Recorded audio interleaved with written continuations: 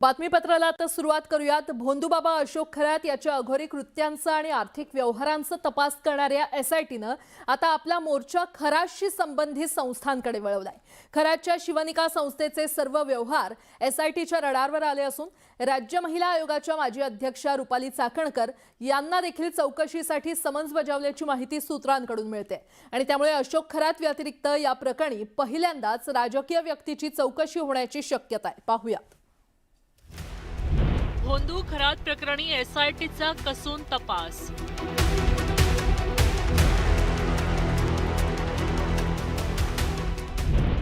शिवनिका संस्थेचे सगळे व्यवहार रडारवर।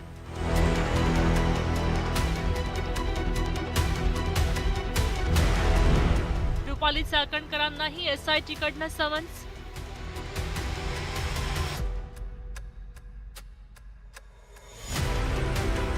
भोंदू अशोक खरात प्रकरणी रुपाली चाकणकर यांच्या अडचणीत चांगलीच वाढ होण्याची शक्यता वर्तवली जाते। आधी महिला आयोगाच्या अध्यक्षपदाचा राजीनामा द्यावा लागला, त्यानंतर राष्ट्रवादीच्या महिला प्रदेशाध्यक्ष पदावर पाणी सोडावं लागलं। आता एसआयटीनं त्यांना समन्स बजावले आहेत अशी माहिती विश्वसनीय सूत्रांकडून मिळते। त्यामुळे अशोक खरात या व्यतिरिक्त या प्रकरणी पहिल्यांदाच राजकीय व्यक्तीची चौकशी होऊ शकते। रुपाली चाकणकर यांनी राजीनामा दिला त्याआधीच मुख्यमंत्री आणि महाराष्ट्राचे पोलीस महासंचालक या दोघांची भेट घेतली होती आणि त्याच वेळेस निष्पक्ष चौकशीची मागणी सुद्धा त्यांनी केली होती आणि त्यानंतर राजीनामा दिला। पण त्याच वेळेस ही गोष्ट स्पष्ट झाली होती की महिला प्रदेशाध्यक्षपदाचा सुद्धा राजीनामा त्यांना द्यावाच लागणार। आता दोन्हीही असलेल्या महत्त्वाच्या पदांवरनं रुपाली चाकणकर यांची एक्झिट झाली आहे। याचमुळे अशोक खरात प्रकरणामध्ये त्यांनी जी मागणी केलेली आहे, दूध का दूध पाणी का पाणी जर का व्हायचं असेल तर रुपाली चाकणकर यांची चौकशी ही सगळ्यात महत्त्वाची ठरणार आहे। भोंदू खरातनं स्थापन केलेल्या शिवनिका संस्थेच्या माध्यमातून अनेक आर्थिक व्यवहार आणि कार्यक्रम झाले होते। एसआयटीनं शिवनिका संस्थेचे बँक खात्यांचे तपशील आणि मागच्या काही वर्षातल्या व्यवहारांची कागदपत्र ताब्यात घेतली। या संस्थेच्या नावाखाली नेमका कोणता पैसा कुठे वळवला गेला आणि यामध्ये कोणत्या बड्या व्यक्तींचा सहभाग होता याचा तपास केला जाणार आहे। या संस्थेवर विविध वेळी कार्यरत असलेल्या सगळ्या आजी माजी सदस्यांची एसआयटीकडनं सखोल चौकशी केली जाईल। या सदस्यांना लवकरच चौकशीसाठी पाचारण केलं जाईल। संस्थेच्या निधीचा वापर आणि खरातला मिळालेलं पाठबळ यावर पोलीस लक्ष केंद्रित करतायत। दरम्यान शिवनिका संस्थेच्या सदस्यांमध्ये कोणाचा समावेश आहे पाहूया। शिवनिका या संस्थेच्या विश्वस्त मंडळातली नावं: अशोक कुमार एकनाथ खरात, डॉक्टर जितेंद्र गणपतराव शेळके, कल्पना अशोक कुमार खरात, रुपाली निलेश चाकणकर, सुभाषराव केशवराम जमे, ललित प्रकाश गोपणे, डॉक्टर नंदकिशोर तुकाराम काटोरे। खरातच्या अटकेनंतर रोज नवनवीन खुलासे होत असताना आता या संस्थेच्या चौकशीमुळे अनेक पांढरपेशी चेहरे समोर यायची शक्यता वर्तवली जाते।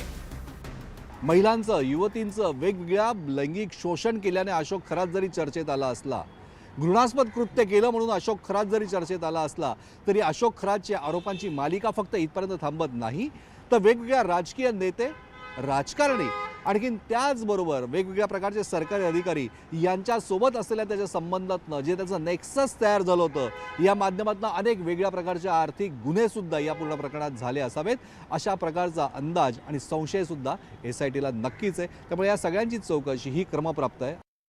शिवसेना उद्धव बाळासाहेब ठाकरे पक्षाच्या उपनेत्या सुषमा अंधारे आणि राष्ट्रवादीच्या नेत्या रुपाली ठोंबरे पाटील यांनी या प्रकरणी नाशिकच्या पोलीस अधिकाऱ्यांची भेट घेतली आहे आणि रुपाली चाकणकर यांच्यावर गुन्हा दाखल करून त्यांना सह आरोपी करण्याचीही मागणी केली होती। यामुळे पोलिसांवरच्या विशेषतः या प्रकरणाचा तपास करणाऱ्या विशेष तपास पथकावरचा दबाव वाढला होता। पोलीस तपास करतात, पोलिसांना योग्य वाटलं तर कारवाई करतात, नाही वाटलं तर त्या ठिकाणी घरी पाठवतात। त्यामुळे समन्स म्हणजे खूप काही भूकंप पडला असं नाही आहे। समन्स सर्वांनाच येत राहतात। त्यामुळे समन्सवर काय कारवाई होईल त्यामध्ये त्यांच्या बयानामध्ये, त्यांच्या पोलिसांच्या चर्चेमध्ये, पोलीस जेव्हा बयान घेतील किंवा जे काही पुढच्या काळात त्या केसमध्ये तथ्य समोर येतील त्यावर पुढची कारवाई होत असतं। दरम्यान भोंदू खरात प्रकरणी 2 राजीनामे दिले आणि त्यानंतर रुपाली चाकणकर यांच्या मागे चौकशीचा ससेमिरा लागायची शक्यता व्यक्त केली जाते। प्रशांत बागसह ब्युरो रिपोर्ट न्यूज 18 मराठी. महिलांवरील अत्याचार आणि आर्थिक फसवणुकीचे गंभीर गुन्हे दाखल असलेल्या भोंदू अशोक खरातची 1 एप्रिलपर्यंत पोलीस कोठडीमध्ये रवानगी करण्यात आली आहे. त्यामुळे पोलिसांना या बहुचर्चित प्रकरणाच्या मुळाशी जाण्याची संधी मिळाली आहे. आरोपी विरोधात असलेले आरोप अतिशय गंभीर असल्याचं निरीक्षण यावेळी कोर्टानं मांडलं. भोंदू खरातला बुधवारपर्यंत पोलीस कोठडी. चौकशीत खरात सहकार्य करत नसल्याचा आरोप. खरातच्या मोबाईलचा डेटा रिकव्हर. राजकीय नेत्यांसाठी कोडवर्ड वापरत असल्याचं समोर.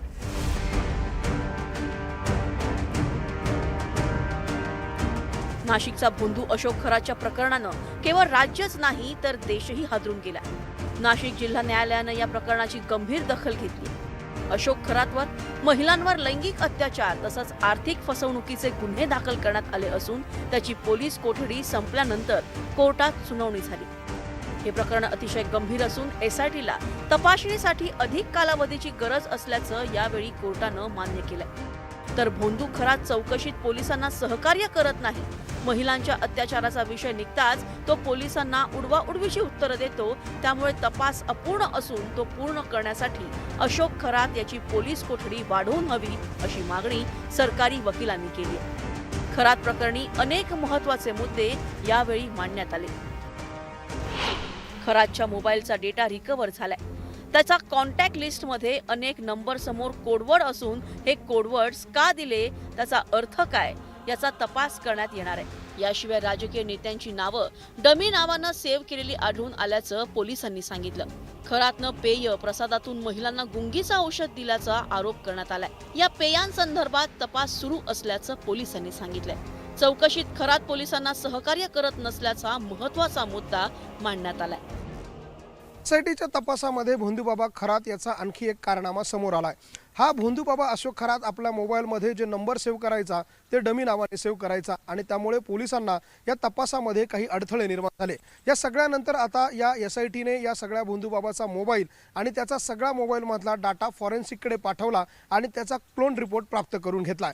या क्लोन रिपोर्टच्या माध्यमातून भोंदूबाबा अशोक खरात या डमी नावांचे नंबर कोणाचे होते याचा शोध आता एसआयटीकडनं केला जाणार आहे.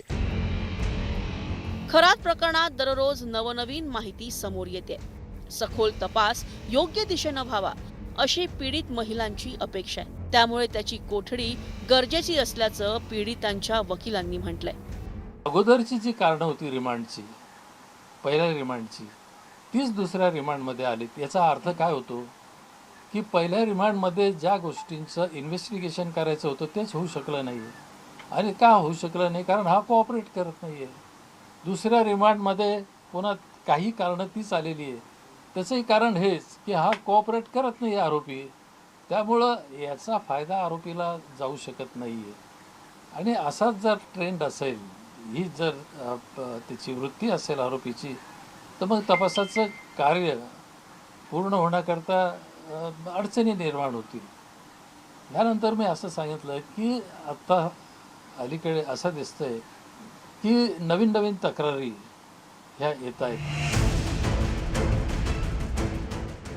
अशोक खरातवर आतापर्यंत एकूण 10 गुन्हे दाखल करण्यात आले. यापैकी 8 गुन्हे हे महिलांच्या लैंगिक शोषणाचे असून 2 गुन्हे हे फसवणुकीचे असल्याची माहिती आहे. या प्रकरणात अनेक पीडित महिला तक्रार दाखल करण्यासाठी पुढे येऊ लागल्यात. त्यामुळे प्रकरणाचे गांभीर्य ओळखून खरातच्या पोलीस कोठडीत 1 एप्रिलपर्यंत वाढ करण्यात आली आहे. या तपासात आता काय काय समोर येतंय याकडे सगळ्यांचं लक्ष लागलंय. व्हिडिओ जर्नलिस्ट हेमंत बागुलसह लक्ष्मण घाटोळ, न्यूज 18 मराठी. इराणसोबत युद्ध सुरू आहे. जगात तणाव वाढलाय. मात्र डोनाल्ड ट्रम्प यांचा अंदाज काही वेगळाच सांगतोय. डान्स करत, विजयाचा दावा करत आणि स्वतःला शांतिदूत म्हणवून घेणारे ट्रम्प चर्चेत आलेत. पाहूया.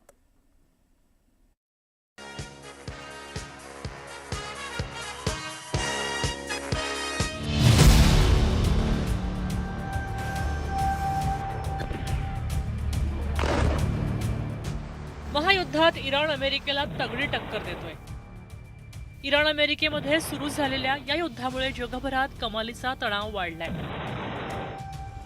मात्र ट्रम्प यांची देहबोली आणि त्यांची वक्तव्य पाहता युद्ध आपणच जिंकलोय असा संदेश देताना ते दिसतायत. ट्रम्प यांचे हे व्हिडिओ सोशल मीडियावर चांगलेच व्हायरल होत आहेत, ज्यात ते एका भाषणानंतर लगेच डान्स करतानाही दिसतायत.